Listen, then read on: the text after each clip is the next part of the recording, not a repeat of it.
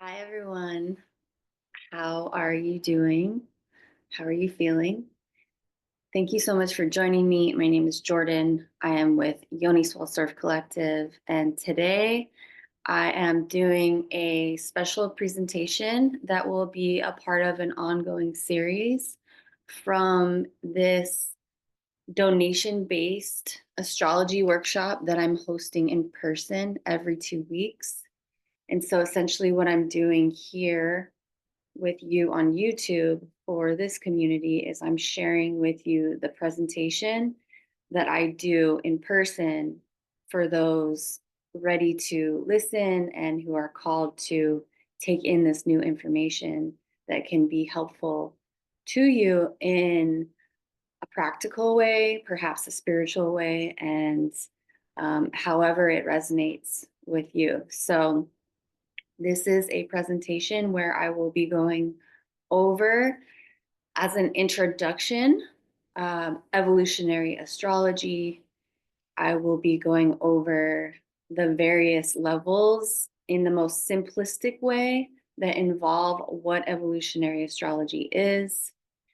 I am an evolutionary astrologer, so the work that I do is through this lens. And also, the work that I do is I incorporate the seven chakra system from an astrological point of view. And with that, I include the asteroid goddess rulers of the various chakras as a way for you to absorb the information and learn how to connect to your own intuition, inner voice, and what it feels like to be operating from your nature versus conditioning. Conditioning is learned, and it oftentimes is coming from a source outside of you. So, in this work, I am offering a space to share and to be of service for you to explore what it means to connect to your intuition and to know how to listen to your inner voice. So, throughout the presentation, we will be exploring these themes. And I'm just looking at my notes so I can make sure that I don't miss anything. So, yeah, I'm going to get started with this presentation. Again, this is for your viewing, for your learning. Um, it is donation based. So if you do feel called at the end to make a donation to contribute to the work, I am so grateful. You'll have an opportunity to do that. Obviously, it's not required. Um, I'm simply here to share and include the information so that we can all heal, grow, and evolve, which leads to our own inner self empowerment. Therefore, we are recognizing that we are a part of a greater whole. And when we help each other, or when we help ourselves, we are helping each other. And it's an exchange of energy that we all have as a part of this experience. Okay, so I'm going to go ahead and get started. I'm going to share my screen with you.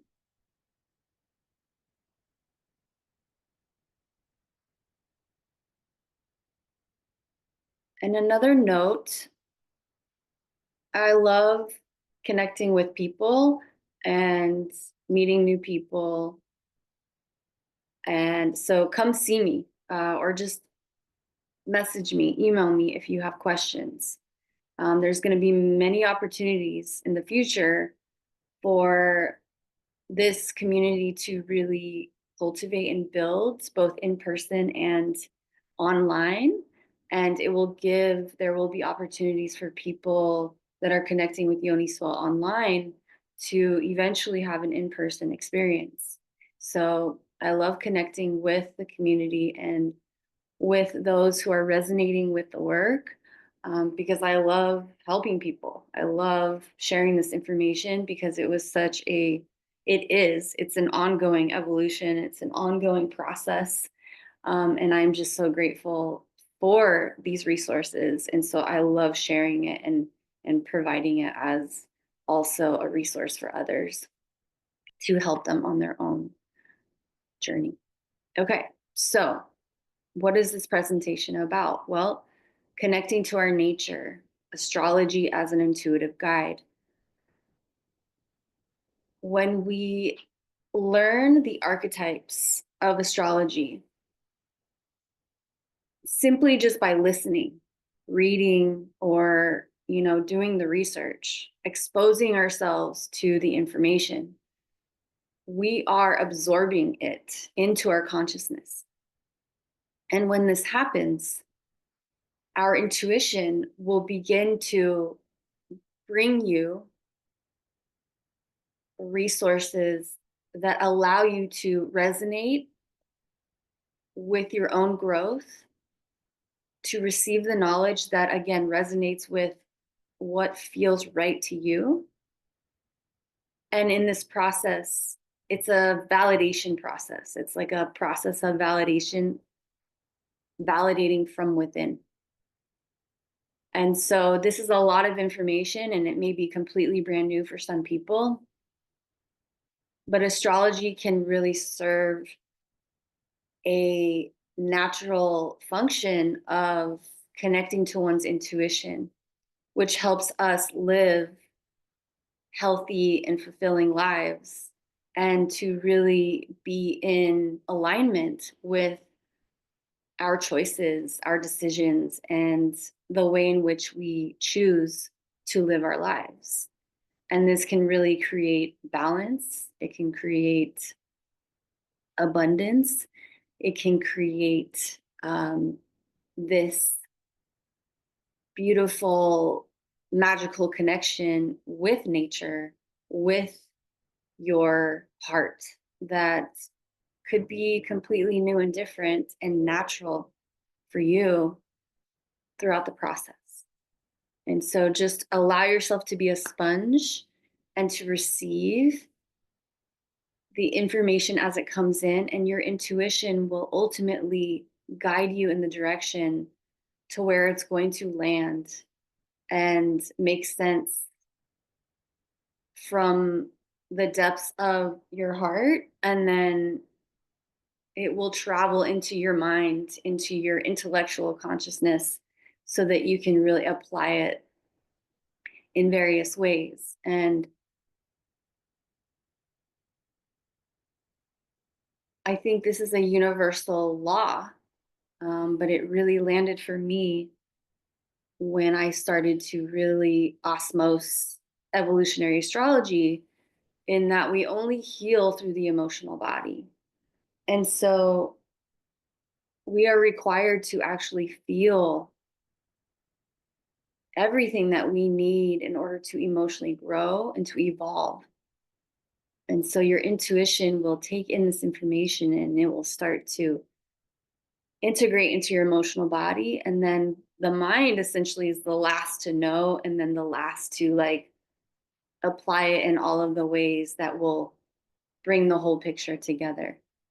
So the main message in that is, our body knows the truth, our heart knows the truth, and the mind is a resource tool for us to utilize as a way to apply that information that now lives within our consciousness through our heart center.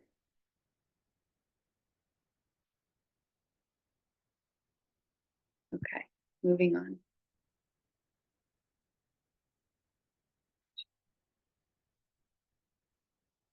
Okay. This is what we're going to go over in this presentation.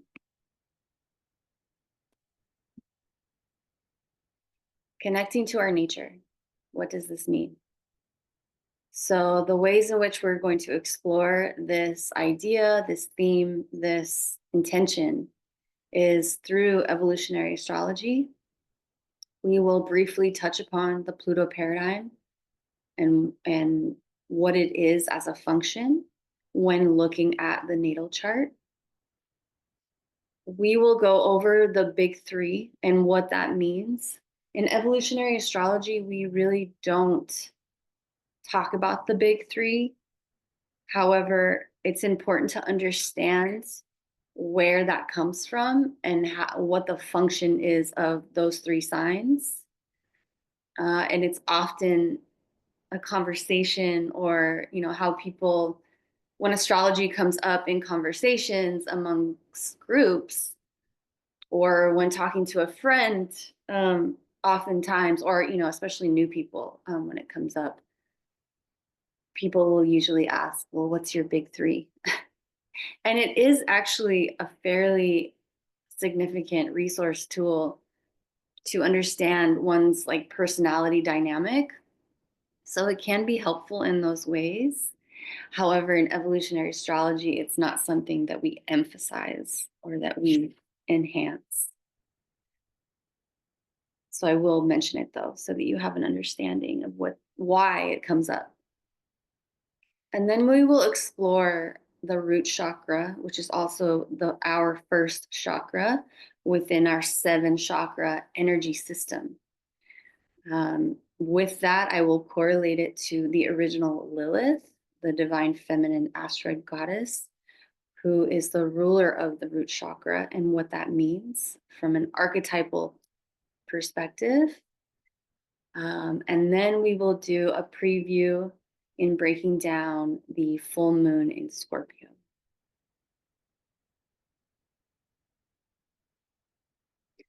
So it's important to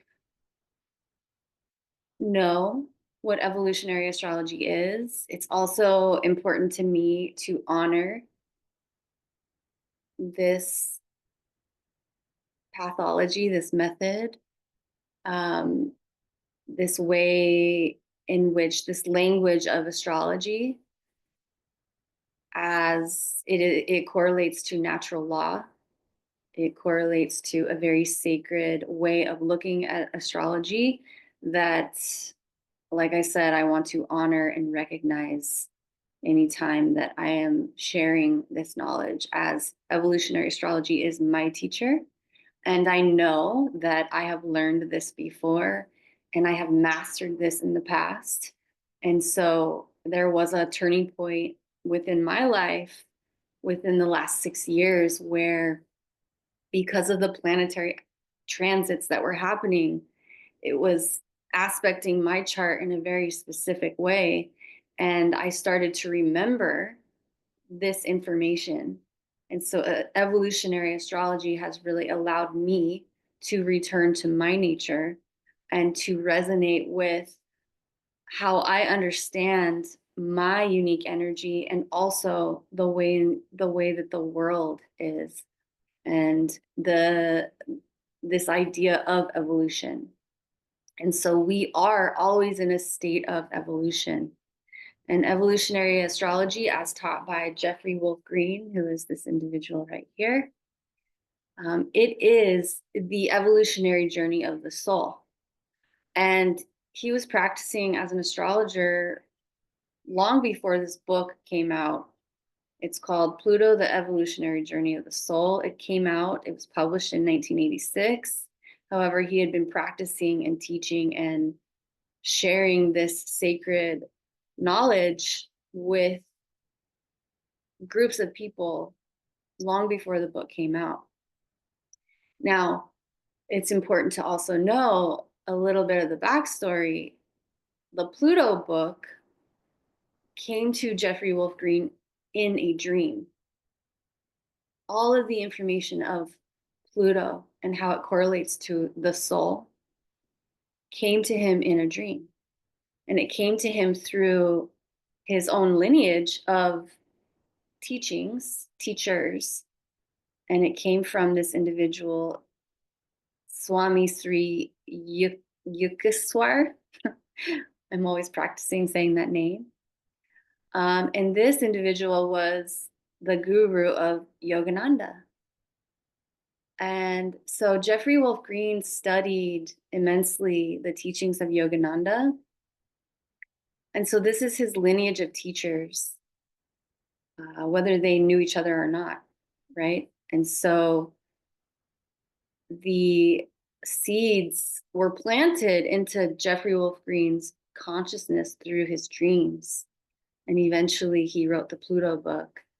And this work has helped so many people on a soul level. And as we explore what evolutionary astrology is, you will start to see that the natal chart is a blueprint of the soul. It shows where the soul has been and it shows where the soul is going. So this can be deep soul psychological work on an emotional level that can really help people get to the root of their own emotional wounds from the past as a way to liberate from previous conditioning and as a way to create the life they desire that is purely connected to what feels natural to them.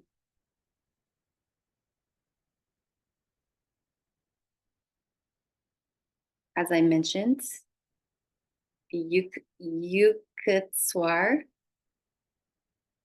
has many teachings that have been documented.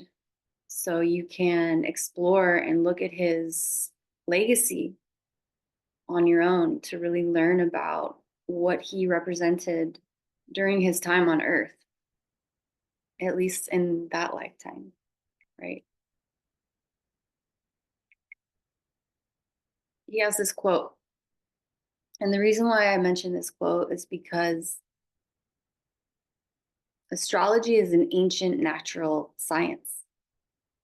And it is one that has continuously sustained its presence because of how it correlates to truth. And it's important to remember that astrology is simply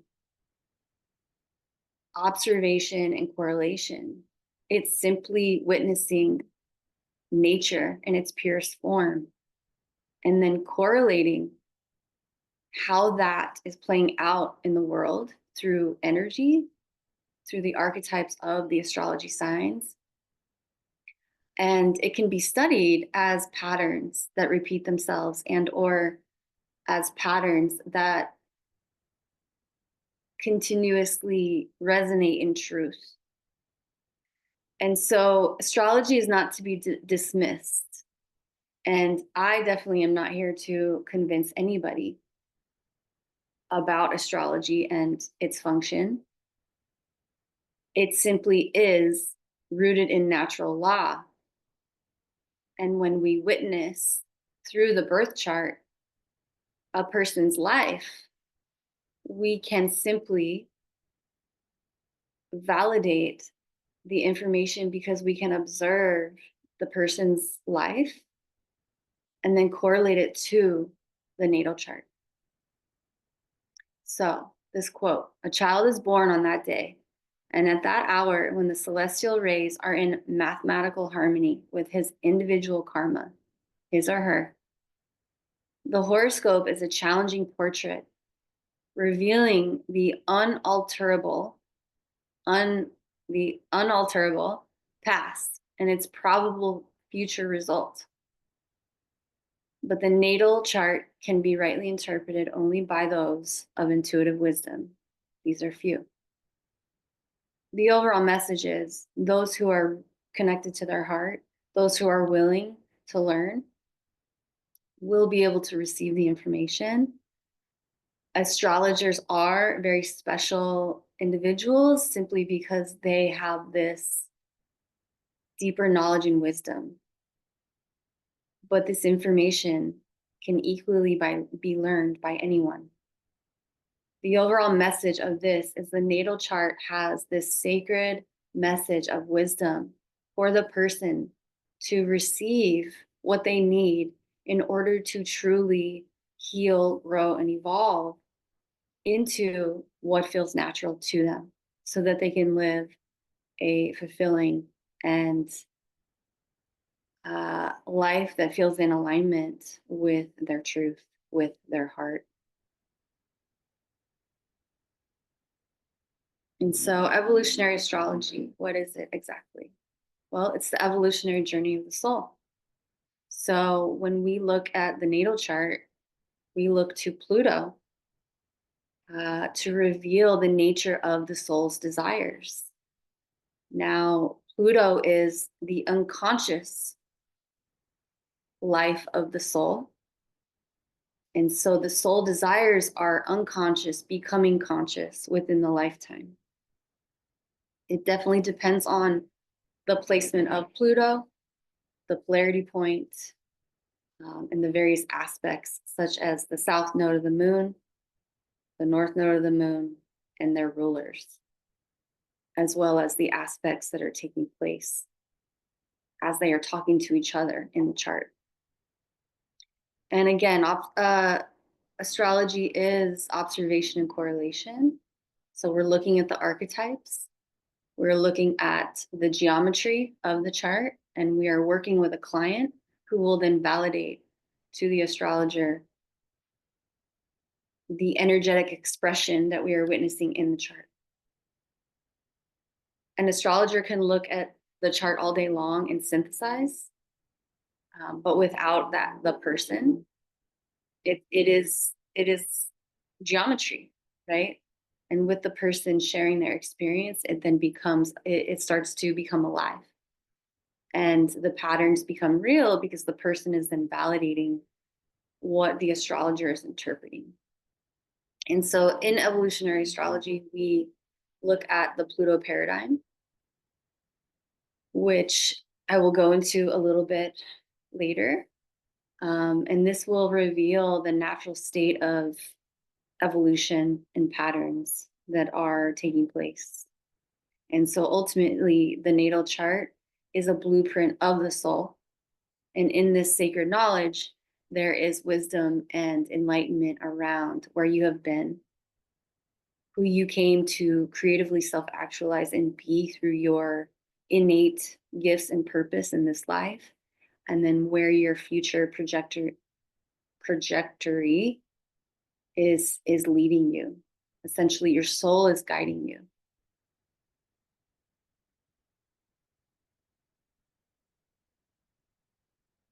Okay. So, as mentioned before, the Pluto paradigm includes, we look for the placement of Pluto in the chart. We then look for the polarity point in the chart. And we are looking at the placement of the moon. We are looking at the placement of the south node of the moon and the north node of the moon. We look at their rulers, and we look at the aspects that are interacting between all of these celestial bodies. We evolve through the polarity point of the Pluto placement. So it's really important to, again, learn the archetypes as a way to synthesize this. And that's why there are astrologers to help you through this process. And when we are looking at Pluto, it is evolution. It's the evolutionary journey of that person's soul from a whole entire perspective of their soul's experience. And Pluto is the ruler of Scorpio. It's the ruler of the 8th house. And it is about metamorphosis. It is the archetype of excavation, of excavating into, below ground, into the underworld as a way to identify one's soul's desires, but also the barriers in which is keeping the person from knowing their natural truth and knowing their own divine innate evolution that is meant to take place. So Pluto confronts.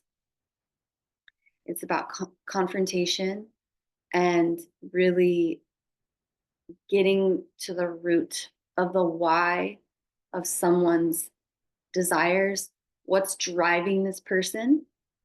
And oftentimes a person's desires and how it's acting out in their life is a function of needing to purge, needing to culminate these prior life desires that are no longer serving them in a positive way. And so Pluto will reveal that. Pluto will show us the why of who we were, who we are, and where we're going. It reveals the evolutionary intent of the soul that then actually manifests through the archetype, through the function of Mars. And so Mars is also the co-ruler of Scorpio. But Mars is our conscious desires. So Mars and Pluto are constantly in a conversation because what Pluto is doing is it's excavating the unconscious soul's desires as a way to metamorphose, as a way to transform, as a way to liberate, and as a way to operate from one's truth. And so Pluto is then communicating this information to Mars to go out there and do it, to take action towards whatever needs to happen in order for these desires to be fulfilled. And it's true. We live in a reality of polarity. We live in a universe of polarity. And so oftentimes we do have desires that we are not necessarily proud of, or that we are working through the conditioning of as a way to liberate. Or perhaps we were taught that our desires were wrong. Again, this is coming from a place of natural law, which is equality, giving, sharing, and inclusion, and this innate knowing that we have of right and wrong. And so we are connecting to what that is. And I know that this is an extreme example, and I've heard several astrologers use this example, but Jeffrey Wolf Green has mentioned this in his work, where, we have this innate connection to what integrity means, to what right and wrong is. We all have a purpose. We all have a function within natural law. And so it is inherently wrong to place a baby in a carriage on the road. We know that, right? We know that. We intrinsically know that. That is an extreme example, but it has been used in the past. And it simply is, we know that that's not right. And so we have a deep innate knowing of values that are rooted in what is right and what is wrong from a natural law perspective. And so it's definitely evident in our society that we have lost that connection in many ways through the conditioning of the patriarchy, through conditioning of thousands of years of war. This is a different presentation, a different conversation. But that is a part of the reality that we live in, is to have this deeper understanding of what Pluto can reveal, and then what Mars is going out there to create. Mars has the marching orders for the soul to evolve. And so Mars takes that and puts that action out there into the conscious world, because Mars represents our conscious self, the conscious parts of our soul that we are aware of. And as Pluto is doing its work, confronting, excavating, bringing to the surface the why, for someone to understand their natural truth, there's healing and then there's empowerment. Pluto always brings the reward of your own empowerment from a heart space and from you as your natural self.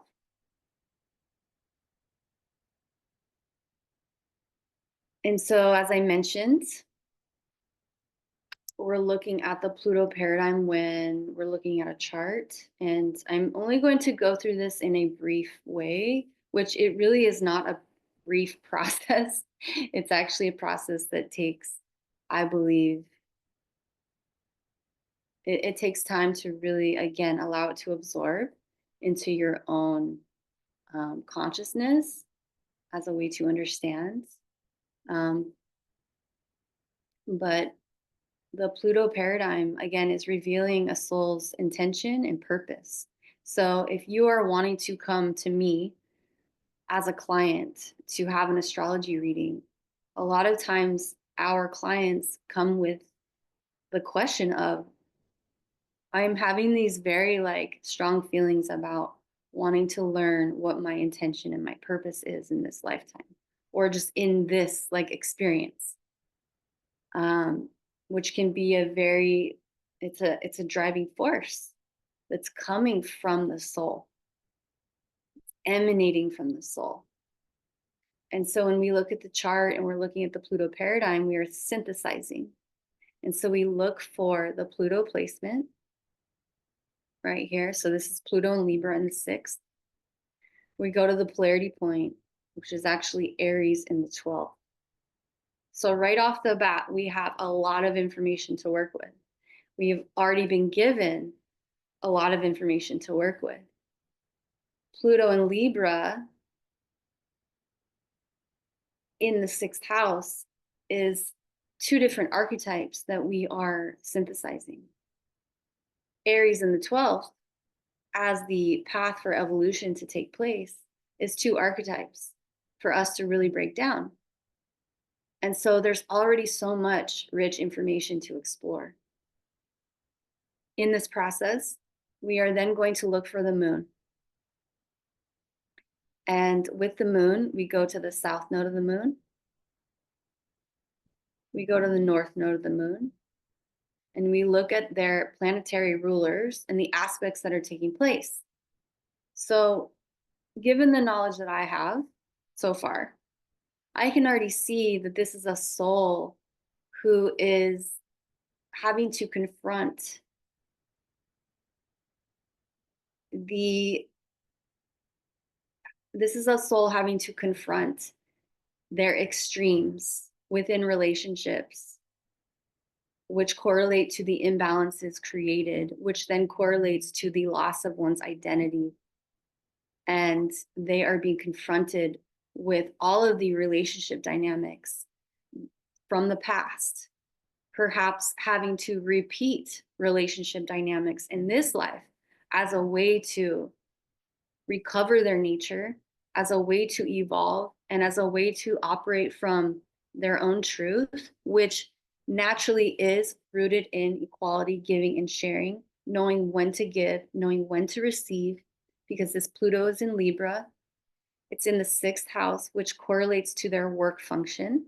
So through their work function, through their connection to their body's consciousness, their intuition, their connection to the divine, they will find their own evolution. They will evolve. They will recover their nature. Now, the moon is ruled by this Pluto, but this Pluto is ruled by this Venus. And so here we have, like I said, the south node of the moon. This south node of the moon is ruled by Saturn, which is in a balsamic phase to Pluto.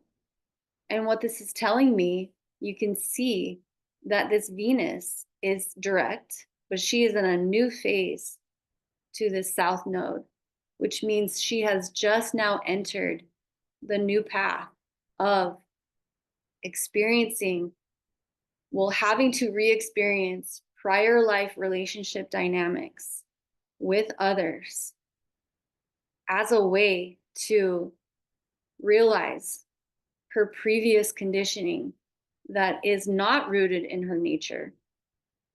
And this is serving as a function to have to repeat in order to realize and make new choices. And so this is a karmic lesson. There is a time frame given to this person as to how long they are going to have to repeat and relive these relationship dynamics, which ultimately leads them back to their nature, which through the Venus function is, how do I interrelate to myself? What are my intrinsic values within that have shaped my value system, that have shaped my belief system, that have driven me to a point of imbalance? And in this process, this Venus will learn how to recover and and how to metamorphose the old version of her that created these imbalances, because she has been in a state of losing her own identity from the projections of others, the expectations of others that have told her who she's supposed to be. And this is definitely a person who sacrificed themselves, sixth house, sacrificed themselves for the partner in the past. And so, with the moon being ruled by Pluto, which is then ruled by this Venus, and South Node is ruled by Saturn, this North Node is actually the ruler of this moon. The moon is the North Node ruler. So this is a soul who's having to repeat relationship dynamics in order to emotionally process the distorted and repressed emotions of the past. North Node in Cancer in the fourth, as a way to emotionally involve and recover her nature so that she can create balance from within, so that she can remember what it means to listen to one's inner voice. And Saturn says, these are the lessons that you're here to learn. And until this time frame comes to a close, you will be in these lessons, and it will become evident when you begin to recover your nature. Now, we can evolve at any pace that we choose. It's up to us. We are the captain of our ship. Our soul is guiding us, and we are supported to do this. Within the language of astrology, we can identify these emotional dynamics that is taking place within the person as a way to help to initiate healing and empowerment, and really to help somebody connect to their intuition, to trust themselves. This is also a person who's relearning how to trust and to trust her inner voice. This is for a little bit more advanced learning, but right now, as an astrologer, I can see that this person has planetary aspects or celestial bodies squaring the nodal axis right here. These are 90-degree squares. So this person is experiencing skipped steps in this life because they've tried to move forward without resolving the emotional dynamics of the past through these relationship dynamics. So they're having to repeat. And, this is a soul who's truly being called to change, to evolve, and to emotionally process, to heal the emotional body in order to move forward. So just right there, if we focus on the Pluto paradigm, we are exploring very rich information that can really shed light for the client, for the person trying to understand their own unique energy.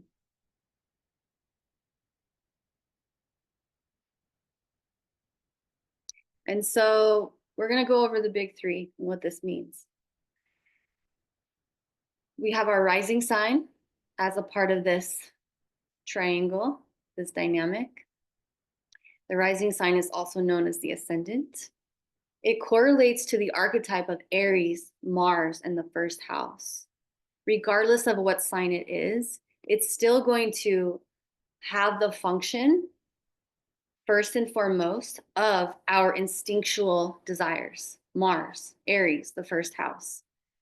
Aries is the infant of the zodiac, and it represents how we start everything, how we take action through the process of self-discovery.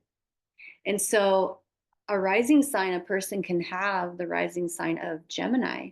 It's still going to have the Aries function, but through the Gemini lens, which conditions the ascendant, which means the ways in which this person acts on their instinctual desires is they're going to gather as much information as they can in order to form an opinion or to gain knowledge in order to help make a choice. Gemini is the function of learning, but it's the function of communication. It's the function of the human mind. It represents our intellectual talents. But from an ascendant or a rising sign perspective, this is a person who, anytime they start something new, they're going to like want to intellectually gather the information as a way to make a choice, as a way to weigh the options. It's a very fast moving energy. So this can happen very quickly, but that's what feels natural for the Gemini rising person. And so that's a way in which to synthesize the ascendant. It always correlates to Mars, Aries in the first house, which is, like I said, it is our instinctual desires to act upon.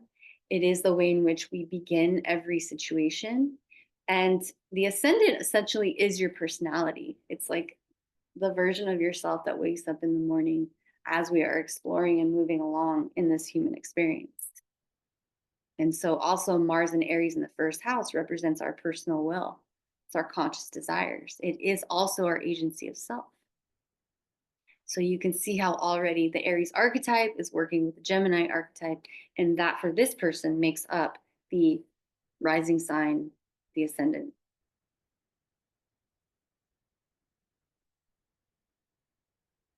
The one that we all know, right? The sun sign. Anybody's sun sign is also the archetype of Leo in the fifth house. So this is about our creative purpose. It is the masculine energy. It's how we go out and create in the world, creatively self-actualizing who we are through this function of the sun and through whatever sign the sun is in. So again, we are oftentimes synthesizing two different archetypes with the sun sign. It represents our heart, our life force energy. It's about our vitality and our strength. It is about courage. It is about having the focus of the self in order to creatively self-actualize who we authentically are, in that we are ready to be seen. We are meant to be seen as our sun sign because it's a part of our creative life force. It's also who we are evolving into. A lot of times people don't connect to their sun sign. Well, it's because they are evolving into it. They are growing into it in this life. The moon sign. It correlates to the Cancer and the fourth house archetype. So this is our egoic structure. It is how we subjectively see ourselves inwardly. It is how we emotionally process dynamics in our lives, conflicts, situations, relationships with people. The moon sign will show us how this person emotionally needs to emotionally process in order to evolve. It represents our emotional security. It represents where we go to be like the crab and to go inward and process. And it is a very private energy. It also correlates to the divine feminine, the divine mother, the nurturer. As mentioned, we only heal through the emotional body, which correlates to Cancer, Scorpio, and Pisces within the natal chart. I have an astrologer friend who would always say to me, her name is Kristen Fontana. She's amazing.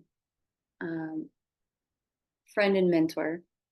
she would always tell me, we only heal through the emotional body. All rivers lead to the ocean, and we have to get in the river naked with our clothes off in order for us to ride those emotional waters to the sea, which essentially is when we process and culminate those emotions fully, and then give birth to a new version of ourselves, a new wave of desires. And that's essentially what evolutionary astrology represents, is the ocean wave that forms. It is our desires, and then eventually it culminates, dissolves, and then we give birth to new desires. So we're in this constant process of the ocean wave forming and closing, culminating, dissolving, giving birth to a new.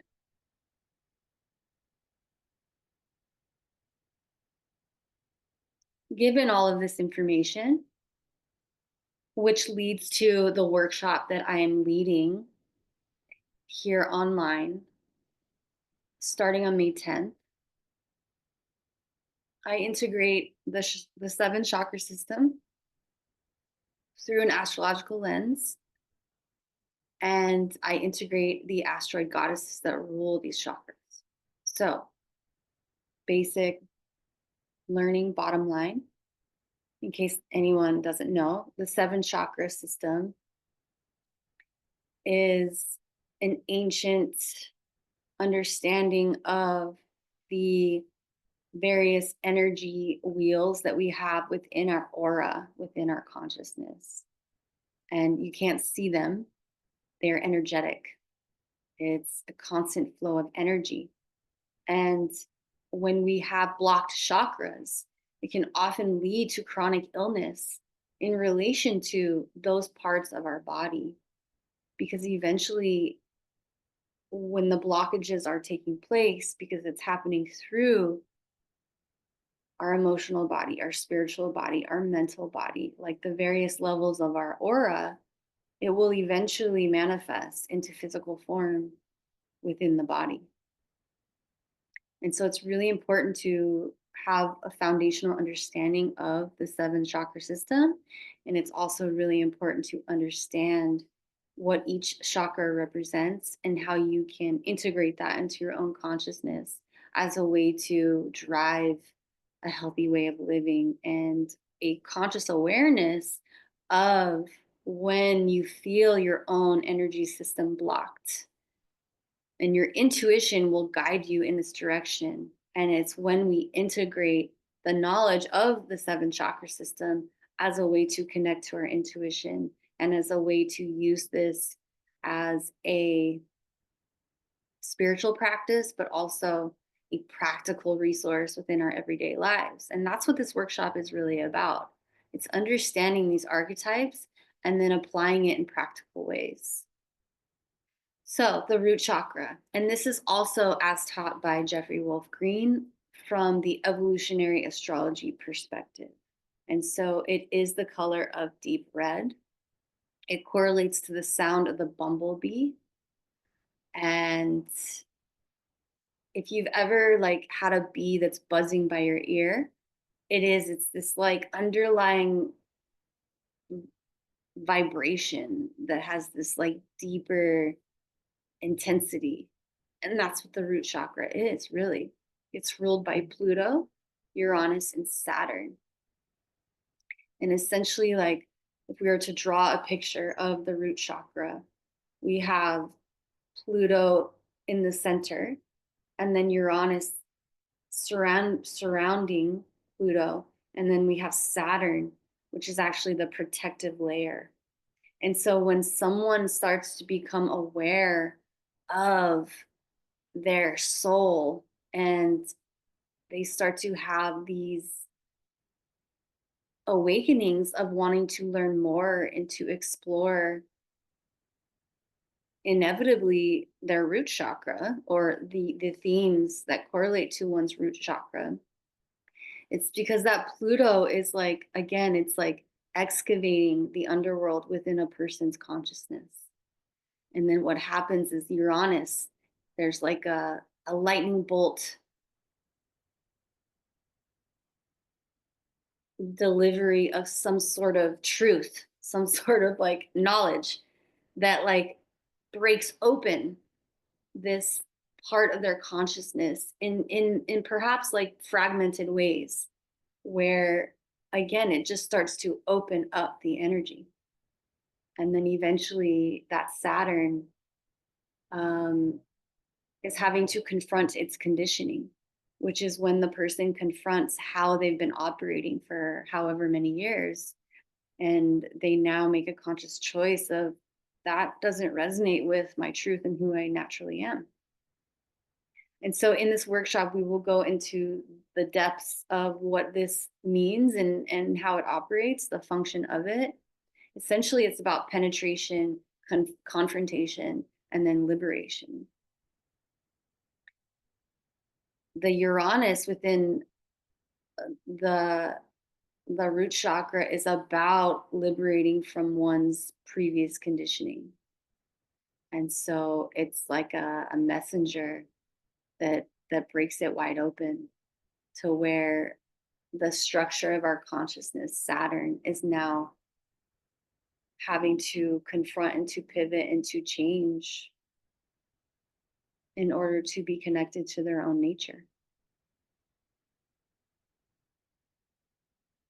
And then through this uh, evaluation of the seven chakra roots, or seven chakra system, we are identifying the asteroid goddess rulers.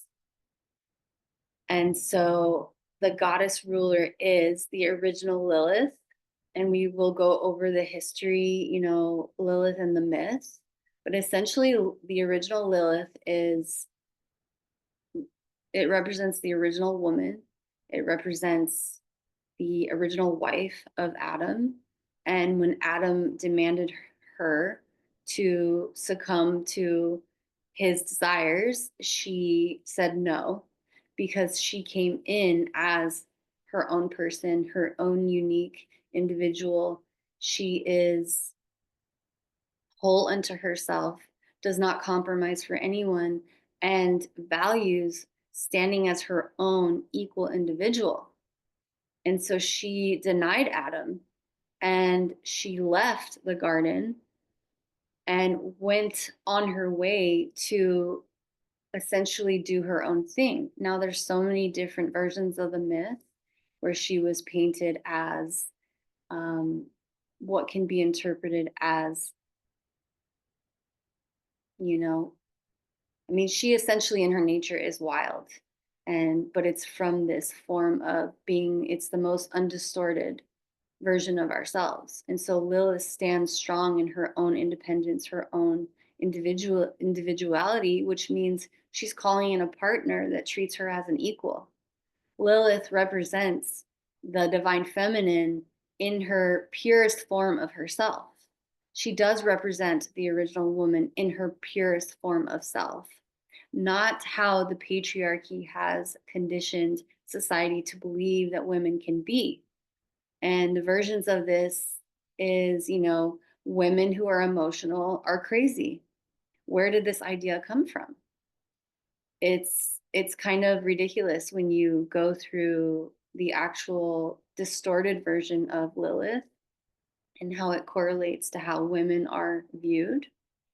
But when we connect to Lilith, the archetype of Lilith, we are connecting to our divine feminine energy in its purest, most truthful, wildest essence and beauty.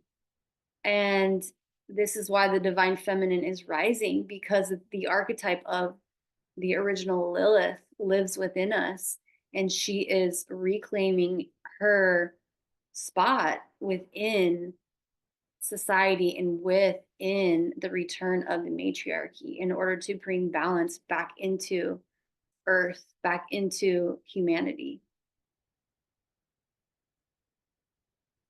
And so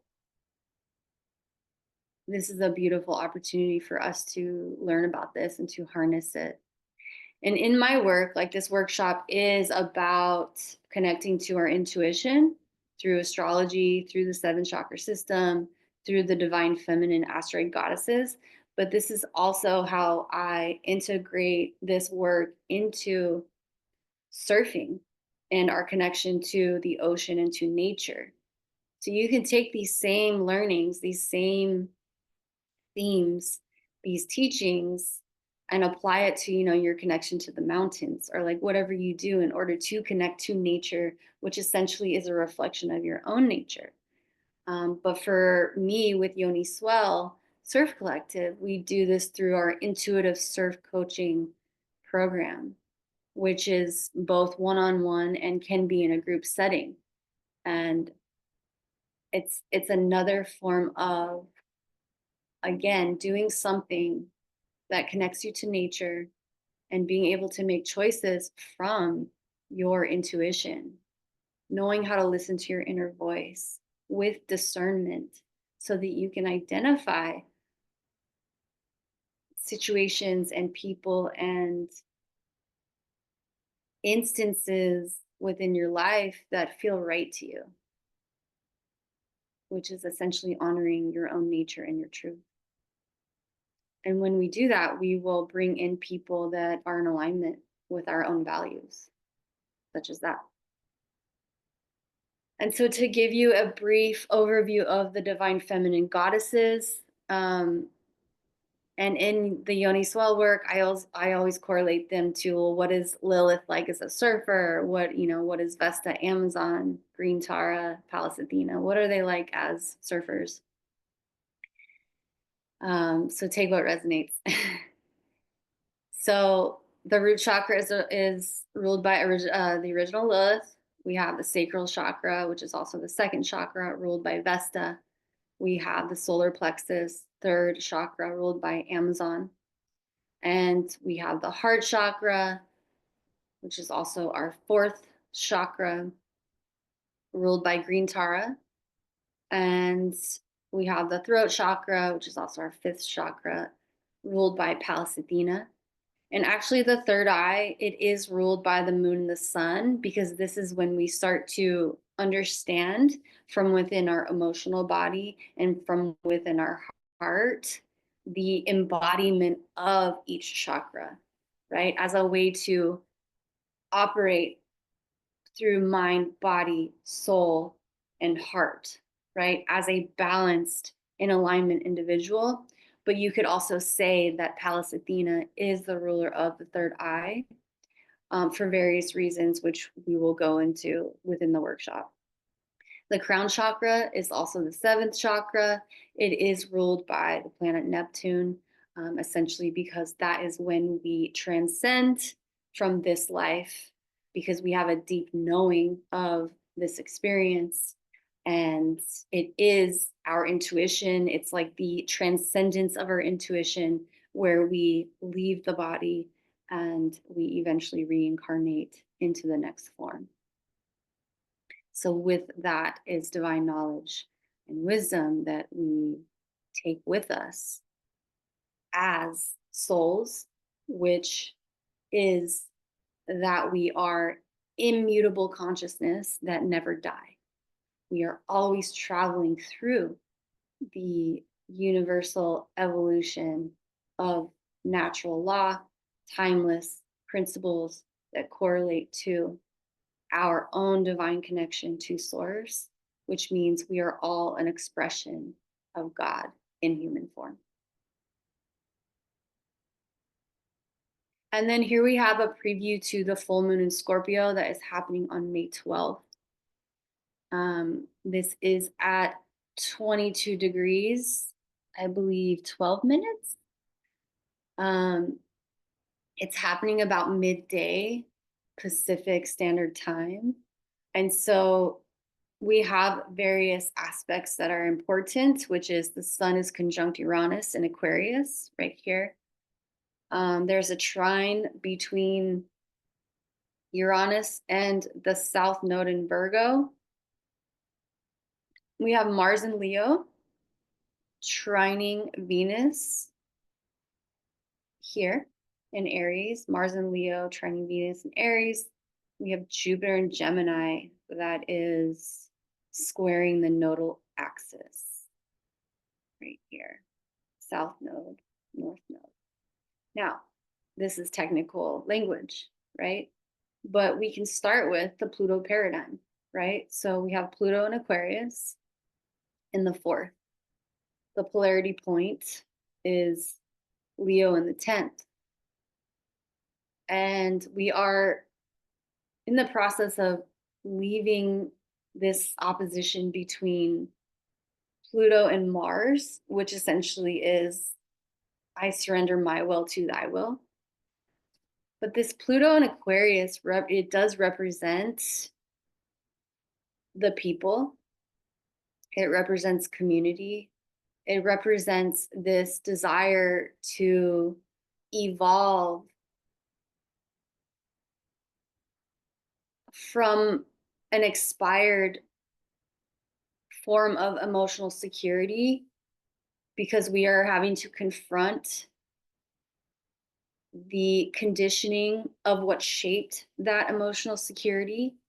And so what it's doing is it's removing the conditioning. It's like removing the layers of what no longer resonates as what formerly brought emotional security within our own individual selves, but within the group, right? And so this can also represent the desire to excavate and to separate oneself from a group that no longer resonates, and to evolve towards becoming one's authority, 10th house in Leo, as a way to creatively self-actualize a new form of inner emotional security, which means one has to confront their own emotional dynamics that are rooted in conditioning that no longer resonates with who they naturally are, no longer resonates with their truth. And then in essence,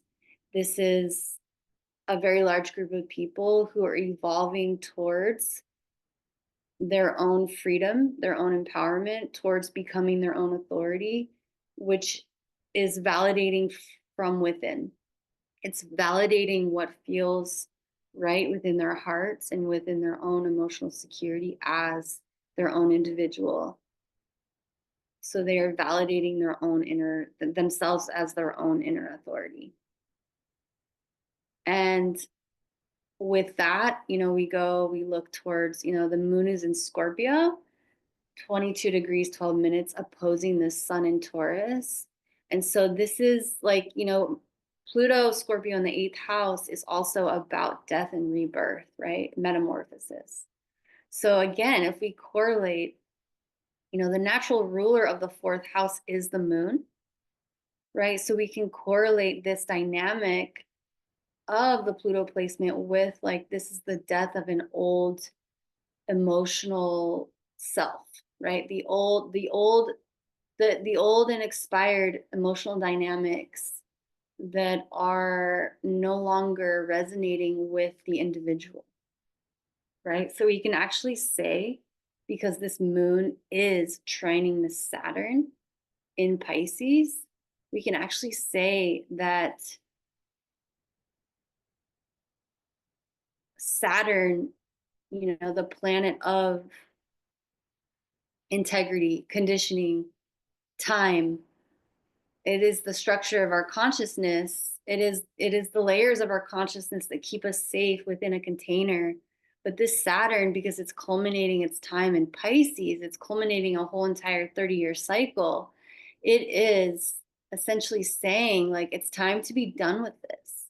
It's time to be done with these emotional patterns of the past that kept you from actually living from your natural self and your truth.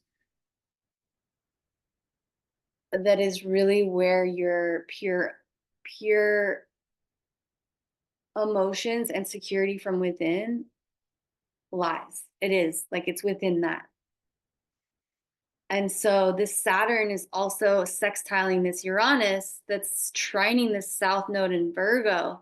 And so we are absolutely at a crossroads and a confrontation point of receiving these like quick downloads through this Uranus in Taurus, ruled by this Venus, who's beginning a brand new 30-year cycle of what it means to connect to the heart and to have a spiritual connection to the divine within you, which then can transcend and apply to all of her relationships within her life, starting with herself, then with others.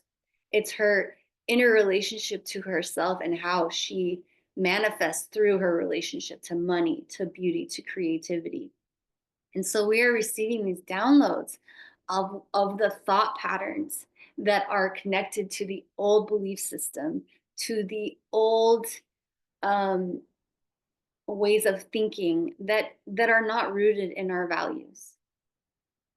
And so we are at a choice point with this Jupiter then, because it correlates to our truth, it correlates to um,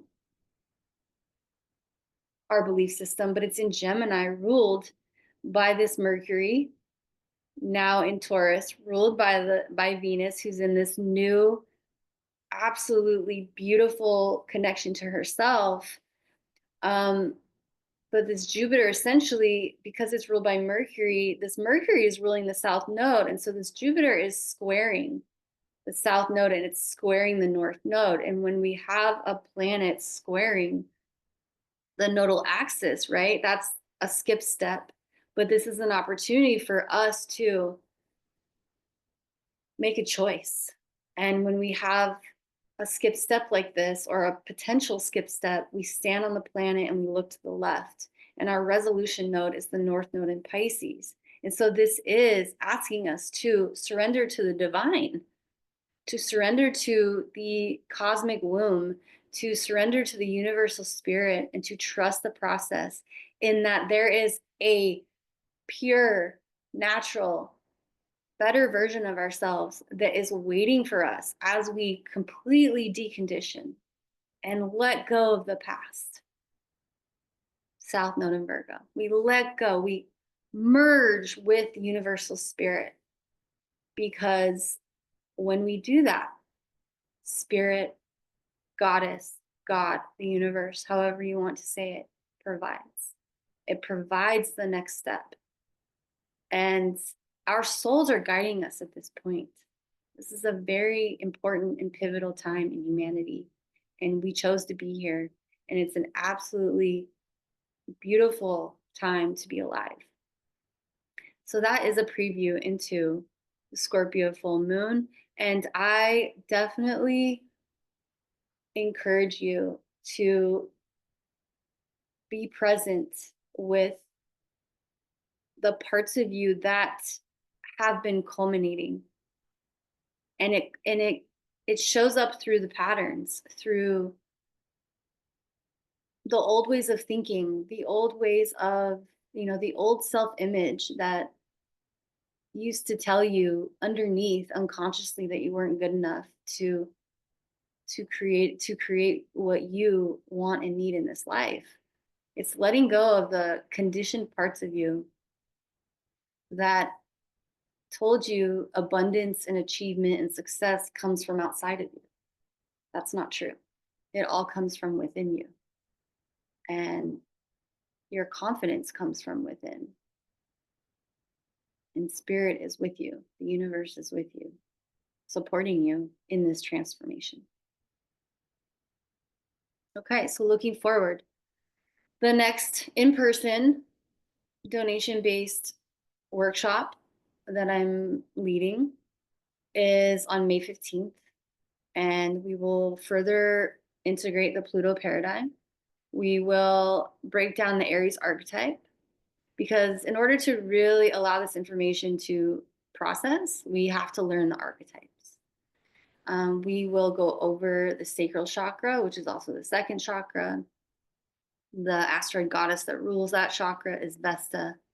And then we will have another preview to the Gemini new moon that's coming up.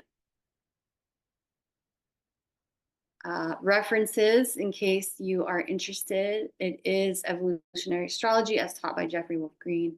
There is the School of EA Message Forum that has an abundant amount of information to read through. It's truly amazing. It's like years and years of knowledge, so valuable.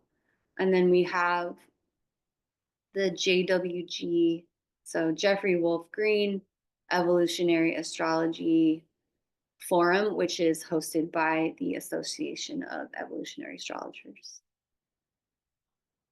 And upcoming, where I'm at, every 2 weeks we host a group surf. It's a free event. It's community based. It's a way in which people can come together and meet one another. It is primarily for women, but anyone who's wanting to activate their divine feminine energy, which applies to both women and men. As mentioned before, I have this online workshop that is the Divine Feminine online astrology workshop, where we break down the 7 chakra system and correlate from an astrological perspective, we break down the 7 chakra system while highlighting the asteroid divine feminine goddesses that rule each chakra as a way for you to connect to your nature, to your inner voice, and to your intuition. And the other in-person experiences that Yoniswell hosts is the Divine Feminine Surf Immersion Experience, which is the group setting of up-leveling your surf skills, really immersing yourself in surfing every day, working with local experts in El Salvador alongside me, which provides the intuitive surf coaching perspective, which really ultimately is just integrating the 7 chakra system, the astrological point of view as needed, and the divine feminine asteroid goddesses. We do have this program available as a one-on-one experience. So again, please, if this calls to you, if it resonates, if it's interesting to you, and you want to get set up and reserve a spot, please email me.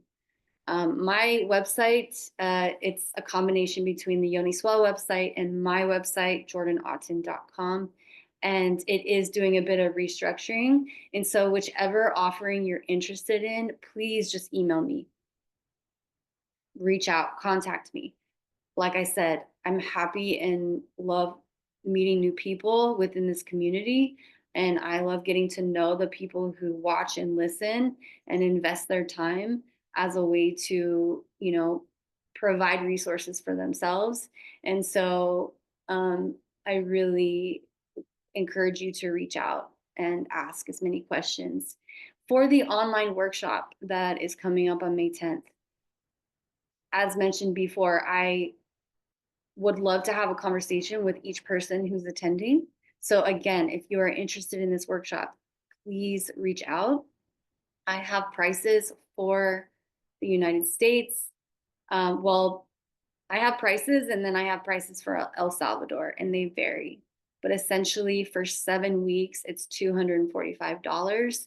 You can pay for each individual class. You can pay half up front and half later. If you need a payment plan, we can arrange that. And then the El Salvador rates obviously vary because they're different. The prices are different. So please reach out if you're interested so you can lock in. It is limited to minimal spots just because I like to keep it intimate so that I can really be present for each person who's participating. So thank you for sharing your energy with us. I'm sending you oceans of love. You can find all the information that you need within the description box below. And again, please just reach out to me so that I can meet you and come see me. I have a Taurus birthday special for each of our offerings, including the online workshop. And for the astrology reading, it is 90 minutes for $75, where we go over your natal chart and your solar return chart, which is the upcoming year and the energies and the dynamics that you're going to be perhaps experiencing for the year to come. And again, I love meeting people from each archetype, right? And so I'm really looking forward to meeting the Taurus babies. So please come see me. I love being of service. I love sharing this information. I am always growing and evolving as well. And so we are in this together. I appreciate you being here. Thank you for watching. I will also include a link where you can contribute to this work if you are so called to do so. Have a beautiful week. I will see you on the next video. I'm sending you oceans of love and take care, everybody.